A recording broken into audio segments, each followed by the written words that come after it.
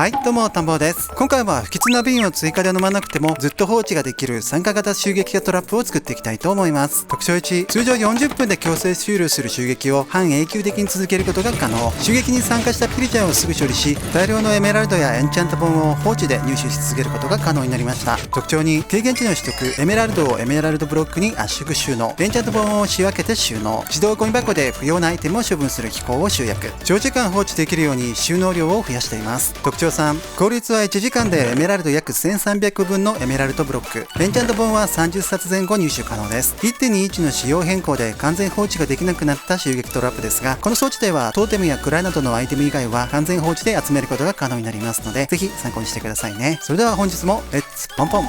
今回使う材料はこちら。境界は青の氷で代用可能。模様入りの本棚は普通の本棚と間違わないように注意です。ドロップ増加付きの剣を持って待機するとアイテム入手量が増えるのでおすすめ。下にあるのは装飾に使った材料なので好みのもので大丈夫です。次に全焼基地の向きによって脇ポイントの数が違うので説明しておきますね。北向きの全焼基地は脇ポイントが4つ、東向きは2つ、西向きは2つ、南向きは1つです。今回は脇ポイントの多い北向きの全焼基地を使うようにしてください。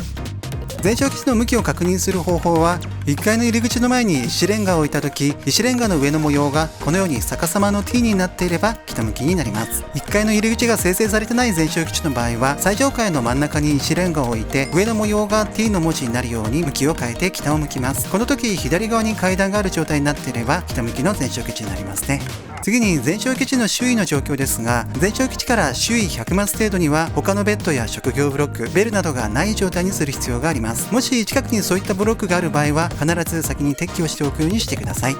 では作っていきましょう。まずは最上階の屋根などを壊してきれいにしていきます。こんな感じで柱やフェンス、屋根をどんどん壊していきましょう。はい、 OK。次は脇ポイントの特定です。階段付近の脇ポイントは必ず一番上の階段から2マス内側にあるので、ここから目印を置いていきましょう。まずは一番上を確認。ここから1マス開けて2マス目。この位置が1つ目ですね。ここを石レンガに置き換えます。各脇ポイントは間に7マス空きがあるので、ここから1、2、3、4、5、6、7マス開けて8マス目。ここが2つ目ですね。次はここから数えて1、2、3、4、5、6、7マス開けて8マス目。ここが3つ目。あとは2つ目と3つ目の位置が交わるこの位置が4つ目です。このように四角く置けていれば OK です。次は作業中ビリジャーが湧かないように下付きハーフでこのように湧き潰しをしておきます。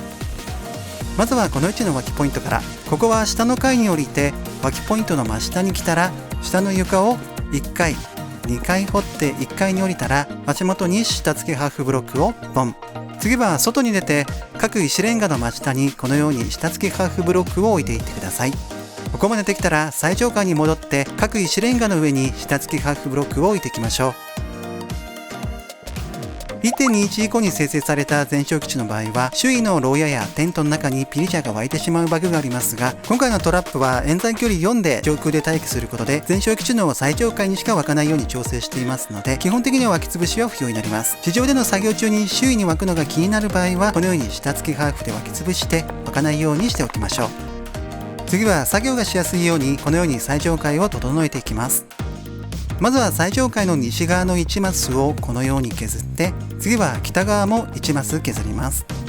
次は脇ポイントを含む四角い床になるようにこのようにブロックを足していきましょう。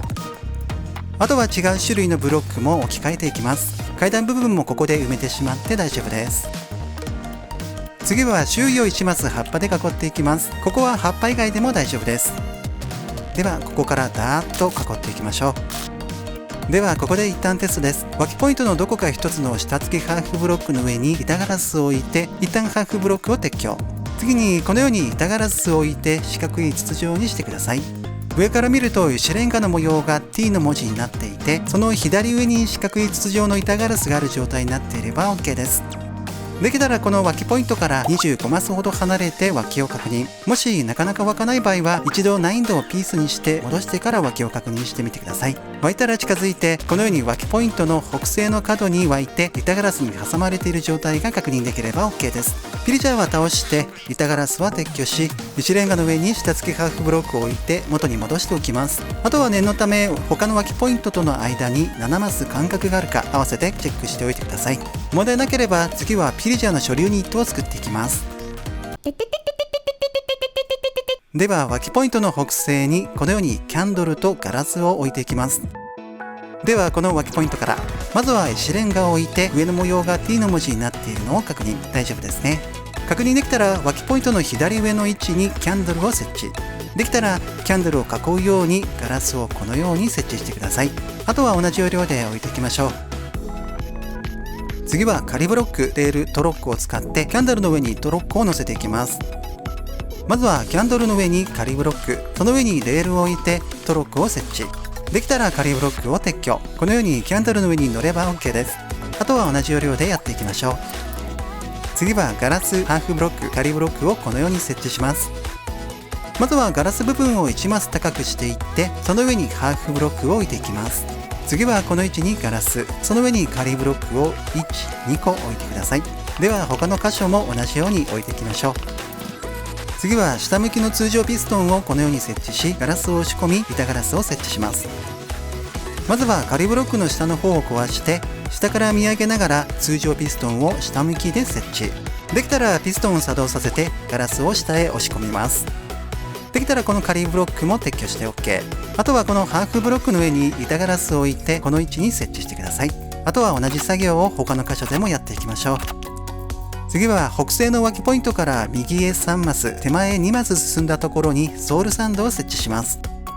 この脇ポイントから右に1、2、3マス、次は手前に1、2マス、ここの床をソールサンドに変更します。次は氷塊、ボタン、フェンスゲートをこのように設置します。まずはこのソールサンドの左を氷塊に変更してボタンをポン。次は左に1、2、3、4マス間隔を上げて5マス目にこの向きでフェンスゲートを設置。次はフェンスゲートの手前と奥を氷塊に変えてボタンをポンポンと置きます。次はこの位置を氷塊に変えてボタンを設置。次はこの位置を氷塊に変えてボタンを設置してください。次は各所流ニットの北側のガラスを1つ壊してアイテムの出口を作ります。壊す位置はこことこことこことここです。次はガラスをこのように置いて各処理機構からソウルサンドまでのアイテムの経路を作ります。氷塊が置かれている場所がアイテムの通り道になるのでそこを参考に作っていきましょう。まずはここからここまでガラスを置いて次はここで曲げて奥へ伸ばしていき次はここで曲げます。次はここからここまで次はここからこんな感じでソウルサンドの周りを囲うように置いていってここで曲げてここで曲げてここまでですね。はい OK。 次は各処理ユニットから水を流して水路を仕上げていきましょう。まずは各処理ユニットのトロッコの下の床部分にこんな感じでダバーッと流していきます。一旦こんな感じ。あとはしゃがみながらフェンスゲートに向けてドバー。はい、これでアイテムの流れる経路は OK です。次はハーフブロックをこのように置いて回路の置き場を作ります。まずはこの位置からピストンの側面から上付きで置いていってこちらのピストンまで。次はここから置いていってここまで。次はここから置いていってここまでですね。最後にこのハーフブロックの中間の位置にもこんな感じで置いてください。次はこのようにホッパーを2つ向かい合わせに設置します。ホッパーの向きはこちらです。まずはこのハーフブロックの上から仮ブロックを1、2、3とこのように置いてこことここは壊します。次はこの仮ブロックの側面に向けて横向きホッパーをポン。置けたら仮ブロックを壊してこちら側からホッパー側面に向けて横向きホッパーをポン。このように向かい合わせに置けていれば OK です。次は回路です。ホッパーの中にアイテムを1つだけ入れてコンパレーター、ダスト、リピーターをこのように設置します。コンパレーターとリピーターの向きはこちらです。まずはこのホッパーを開いて中に適当なアイテムを1つだけ入れてホッパー内を行ったり来たりするのを確認。次にこの位置にこの向きでコンパレーターをポン、その先にダスト、次にこの位置にこの向きでリピーター、次はこの位置にも設置します。あとはリピーターの先から端までダストを置いて信号をつないでいきましょう。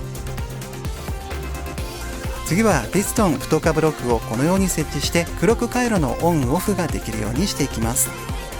まずはこのホッパーの上に不透過ブロックを1、2と置いて下は壊します。この時ホッパーに座れるとクロック回路が止まるので、その場合はホッパーの中から取り除いておいてくださいね。次は下から見上げながら不透過ブロックの下に下向き粘着ピストンを設置してください。次はハーフブロックを撤去してトライデントを刺していきます。まずはこちらからハーフブロックを撤去して石レンガの模様が T になっていて、プレイヤーが北を向いた状態でこの位置のハーフブロックの横あたりを狙ってトライデントを刺します。あとは同じ要領でやっていきましょう。ではここで動作チェックをしつつ不吉な瓶を集めておきます。まずは全衝撃値から25マス程度離れた位置で待機して湧いたピリジャーが処理されていくのを確認しておきます。問題ないようなら少し放置して旗持ちが何回か倒されたのを確認したら近づいてソウルサンドの上にアイテムが集まっているので回収しておきましょう。こんな感じで不吉な瓶が入手できていれば OK です。あとは夜間ピリジャー以外が湧いてトロッコに乗ってしまわないように適度に松明などを置いて他のモンスターが湧かないようにしておきましょう。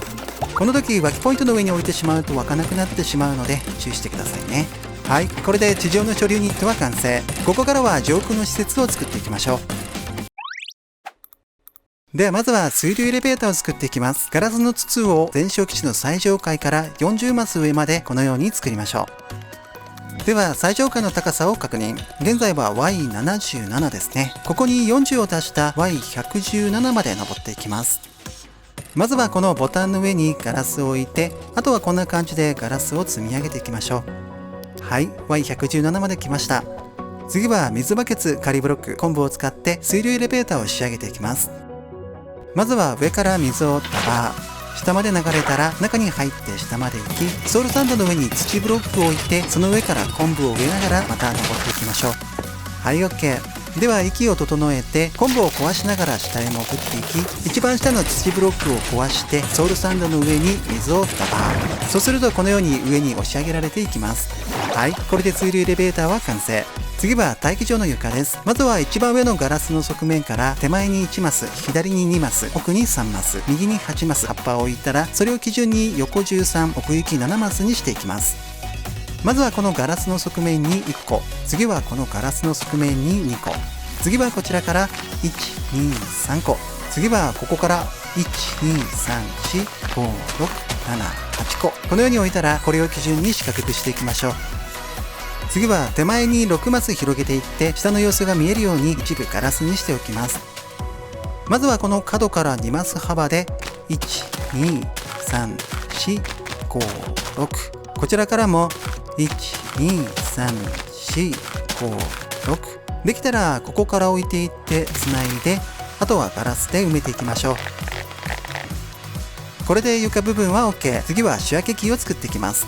次は装飾用不透過ブロック、ガラスを使って水流エレベーターをこのように6マス高くしていきます。右側は4マスで OK です。まずは装飾用不透過ブロックをここから1、2、3、4、5、6、こちらも同じように置いていきます。手前側はアイテムが見えるようにガラスを6段置いて、右側は1、2、3、4段にしておいてください。次はラージテストをこのように6個置きます。テストを置き始める位置はここからですね。まずはこのように2段でラージテストを置いて、その右側には4段で置いていきましょう。では視点を背面に移動して続けます。次はクラフター、ホッパーをこのように設置します。クラフターの向きはこちら、ホッパーの向きはこちらです。向きに注意してください。まずはクラフターをこの位置にこの向きでポン、顔がこちらになっているのを確認しておきます。次はしゃがみながらホッパーをチェストの背面のこことここに設置。向きは横向きですね。次はしゃがみながらホッパーをクラフターの上にポン、向きは下向きです。次は仮ブロックをこことここに置いて、こちらを壊したらこちら側から仮ブロックの側面に向けてホッパーを設置。置けたら仮ブロックは壊します。ホッパーの向きは横向きになりますね。次は不透過ブロック、ガラスを使ってこのように回路の置き場を作ります。まずはこのホッパーの側面に不透過ブロック、その後ろにガラス、次はガラスの斜め下に不透過ブロック、さらにクラフターの斜め下にガラスを設置してください。次は回路です。コンパレーター、ダスト、トーチをこのように設置します。コンパレーターの向きはこちらです。まずはこの位置にこの向きでコンパレーターをポン、向きはこちらですね。次はダストを1、2と置いて、この不透過ブロックの側面にトーチを取り付けます。最後にこのガラスの上にダストを置いてください。ではここで仕分けアイテム設定です。金徳を使って1サック64個になる適当なアイテムに今後の目標を入れて名前を付けます。名前を付けたアイテムを準備できたら、このホッパーを開いて右4つのスロットには名前を付けたアイテムを1つずつ入れて、一番左のスロットにはエメラルドを30個ほど入れます。するとエメラルドが減っていくので18個ぐらいで止まるのと、このチェストの中にエメラルドブロックが入っているのも確認しておいてください。次はドロッパーと模様入り本棚をこのように設置します。ドロッパーの向きはこちらです。まずはこのホッパーの上から仮ブロックを1、2個置いて、この仮ブロックの側面に向けてドロッパーをポン、顔がこちらにあるのを確認しておきます。次は模様入り本棚をドロッパーの横に設置。この模様入り本棚は向きはどの向きでも大丈夫です。ここまでできたら仮ブロックは撤去しておきましょう。次はホッパーをこのように設置します。ホッパーの向きはこちらです。まずはこちらに回ってドロッパーの側面からホッパーを1、2、3個このように横向きに設置します。次はこのチェストの背面にホッパーをポンポンポンポン、このように横向きに接続してください。次は太化ブロックをこのように設置して回路の置き場を作ります。まずはこのホッパーの側面に仮ブロック、仮ブロックの下と背面に不透過ブロックを置いて、この不透過ブロックの上に仮ブロック、そして不透過ブロックをここに設置します。できたら仮ブロックは撤去して OK です。このように不透過ブロックが斜めに3つ置けていれば OK です。次は回路です。コンパレーター、トーチをこのように設置します。コンパレーターの向きはこちらです。まずはこの位置にこの向きでコンパレーターを設置。次はこの不透過ブロックの背面にトーチをポン。はい、OK。次はこの形で不透過ブロックを設置して回路の置き場を作ります。まずはこの不透過ブロックの横に置いて、その下と上にも置きます。次はここからポンポンポンとこのように置いたら、こことここは削ってください。次はリピーター、ダスト、トーチをこのように設置します。リピーターの向きはこちらです。まずはこの位置にこの向きでリピーターを設置。向きはこちらですね。次はここにダスト、トーチはこことここに置いて、最後にドロッパーの上にダストを置きましょう。これでエンチャント本の仕分け機構は完成です。次はゴミ箱用ラージテストとホッパーをこのように設置します。ホッパーの向きはこちら、向きに注意です。まずはこのホッパーの背面に仮ブロックを置いて、チェストをこのように置いてラージテストにしたら、仮ブロックは撤去。次はこちらに回ってしゃがみながらチェストのこの側面の位置からホッパーを1、2個このように横向きに設置します。次はこちらに入ってこのホッパーの側面に横向きホッパーを接続。最後にこの位置のホッパーの上に下向きホッパーを設置。このようにドロッパーからゴミ箱用チェストまでのアイテムの流れを作ります。ではここで動作チェックです。この位置のホッパーにエメラルド10個以上、エンチャント本、適当なアイテムを投入。エメラルドブロックの生成、エンチャント本仕分け。仕分け対象がアイテムがゴミ箱用チェストに入ってきていれば OK です。次は自動ゴミ箱の回路です。レッドストーンランプ、レバー、リピーター、粘着ピストン、トーチをこのように設置します。まずはこの位置にレッドストーンランプをポン。この位置にレバーを取り付けてオンにしておきます。次にこの位置の葉っぱの床を壊してリピーターを置ける適当なブロックを置いて、リピーターをこの向きで設置。この向きですね。次はこちら側からリピーターの先に粘着ピストンを設置。最後に粘着ピストンの上にトーチを置いてください。次はオブザーバーを2つ向かい合わせに置いて不透過ブロック、ダストをこのように設置します。まずは粘着ピストンの伸びた先にこの向きでオブザーバー。信号の出口はこちらです。次はこちらに回ってオブザーバーの顔に向けてオブザーバー。信号の出口が点滅するのを確認します。次はここに不透過ブロックを置いてダストをこことここに置いてください。次はドロッパー、マグマ入り大釜、ホッパーをこのように設置します。ドロッパーの向きは上向き、ホッパーの向きは横向きです。まずはこのオブザーバーの上に乗ってジャンプしながら上向きドロッパーを設置。ドロッパーの上にしゃがみながら大釜を置いたらマグマバケツでマグマを入れます。最後にドロッパーの側面に向けてホッパーをポン。向きを確認しておきましょう。では動作チェックです。まずはレバーをオフにした状態でゴミ箱チェストに適当なアイテムを投入。この時点ではまだ残ったままです。です。次にレバーをオンにするとチェストからアイテムが吸われていき、ドロッパーで大釜に送られて処分されていきます。このように動いていれば OK です。では視点を前面に戻して続けます。次は仕分け漏れを軽減するためにレール、ホッパー付きトロックを設置し、装飾用ハーフブロック、装飾用不透過ブロックでアイテムの流れをこのように設置します。まずはこのホッパーの上にレールを置いてホッパー付きトロックを乗せます。次にハーフブロックを上付きでこの位置に設置。あとはこことここに装飾用不透過ブロックを置いてください。次は水を入れて装飾用不透過ブロックでアイテムが飛び出さないようにしておきます。まずはここから中に入って、ここから1、2、3、4、5とこのように水を入れていき、ここまで流せたらアイテムが飛び出さないようにこの位置に装飾用不透過ブロックを置いておきましょう。これで上空の仕分け機の機構は完成です。ここからは地上の処理ユニットをオンオフできるように回路をつないでいきましょう。まずはこの位置の葉っぱを壊して2マス下にガラスを設置して、その上にダストを置きます。次はこの位置にレッドストーンランプを置いてレバーを取り付けてオンにしておきましょう。次はこの位置の葉っぱを壊して足場ブロックを落としていきます。足場ブロックが設置できたら少し降りて、まずはこの位置に仮ブロック、ガラスをここに置いて仮ブロックは撤去。次にこの位置に不透過ブロックをポン。ここまでできたらダストをガラスの上と不透過ブロックの上に置いてください。あとはこの不透過ブロックから下にトーチタワーを作っていきます。まずは不透過ブロックの下に仮ブロックを3つ置いて、その下に不透過ブロック、同じ要領で不透過ブロックの下に仮ブロックを3つ置いて不透過ブロック、あとはこれを繰り返して下まで置いていきます。下まで来るとホッパーがあるので、このホッパーの上にはガラスを置いてアイテムがホッパー内に入らないようにしておいてください。次は仮ブロックが3つあるところの真ん中の仮ブロックの側面に不透過ブロックをポン。上に少し登って真ん中の仮ブロックの側面にポン。こんな感じで上まで置いていきましょう。はい、上まで置けました。次は仮ブロックを撤去していきます。こんな感じで仮ブロックを撤去しながら下へ降りていきましょう。はい、撤去完了です。次はダストとトーチを置いていきます。まずはこの不透過ブロックの上にダストの2マス上の不透過ブロックの側面にトーチ。次は不透過ブロックの上にダストの2マス上の不透過ブロックの側面にトーチ。不透過ブロックの上にダスト。こんな感じで上に登りながら置いていきます。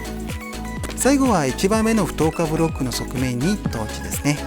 終わったら待機場に戻ってレバーをオンオフしてみて、地上の処理ユニットのオンオフができているか確認しておいてください。動作に問題なければ足場ブロックを壊して少し降りて、ここに葉っぱを置いて戻して、あとは足場ブロックを撤去しながら下へ降りていきます。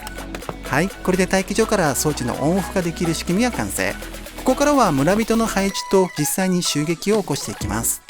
まずは村人を連れてきて全焼基地の1階に配置します。入り口が小さいので少し広げてあげると良いですね。こんな感じで村人をボートに乗せて首紐で中に入れてあげるとやりやすいかと思います。村人は襲撃者や他のモンスターからの攻撃を受けないように周囲をブロックで囲って固定しておいてください。村人の配置ができたら次は近くにベッドを設置してパーティクルが出て村人と紐づいたのを確認しておいてください。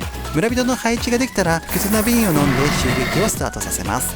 全焼基地の入り口付近にボートを置いて襲撃者を誘い込んで乗せたら、襲撃バーに表示されている残りボム数が1になるまで襲撃者を減らしていきます。ここで襲撃者を残り1人にしておかないと全焼基地に湧くピリジャーの数が減って効率が下がる可能性があるので注意してくださいね。無事襲撃者を残り1の状態にできたら待機所に登れるように足場ブロックを置いていって待機所へ向かいます。ここで念のため襲撃バーが登っている途中で消えるのを確認しておいてください。このように襲撃バーが消える位置まで離れることにより襲撃が強制終了するまでの40分タイマーを停止させることができます。はい、これで襲撃バーが消えて襲撃が終わらない状態になりました。では最後に装飾をしていきましょう。まずは前面のチェストが開けるようにチェストの上には階段ブロックを置いていきます。ここは経験値が流れるように穴を開けておきます。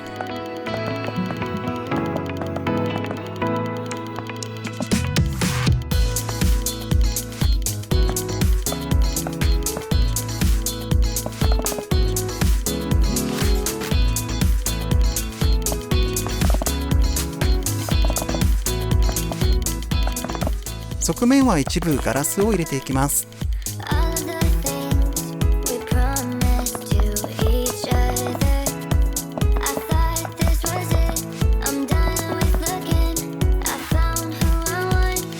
背面はそのまま埋めていきますね。屋根には湧き潰しも兼ねてハーフを置いておきました。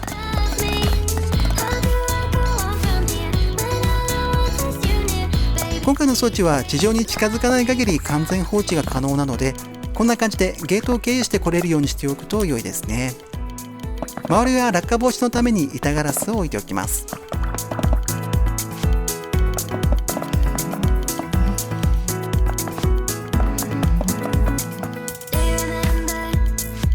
あとは額縁にアイテムを貼っておきました。今回はこんな感じです。いろいろ装飾を工夫して楽しんでみてくださいね。では最終チェックです。今回の装置は演算距離4にすることで全焼基地の最上階にだけピリジャーが湧くように設計しているので、設定から演算距離が4になっていることを確認しておいてください。ではドロップ増加3の剣を持って1時間の効率を測ってみます。長時間放置するときはファントムの攻撃も考慮しないといけないので、こんな感じでプレイヤーの頭上に不透過ブロックを置いておくと良いですね。はい、1時間経ちました。今回はエメラルドブロックが146個で、エメラルド約1300個分、エンチャント棒は30冊前後、このぐらい取れていれば OK です。もし効率が極端に低い場合は、全焼基地の4つの脇ポイントのうち、南東の脇ポイントから各方向16マス先のこの四角い範囲に、水深が2マス以上の海や川がないかチェックしていただき、もしあれば、このように埋めることで脇効率が上がるので、お試しくださいね。あと使用上の注意点としては、装置をオフにしてから離れるようにするとトライデントのめり込みが起きにくいので、使い終わったら装置を止めて離れるようにしてくださいね。はい、今回は不吉な瓶を追加で飲まなくてもずっと放置ができる参加型襲撃者トラップを紹介させていただきました。高評価、チャンネル登録で応援よろしくお願いいたします。またメンバーシップもやってますので、気になる方はコミュニティをチェックしてね。ターボーでした。ではまた。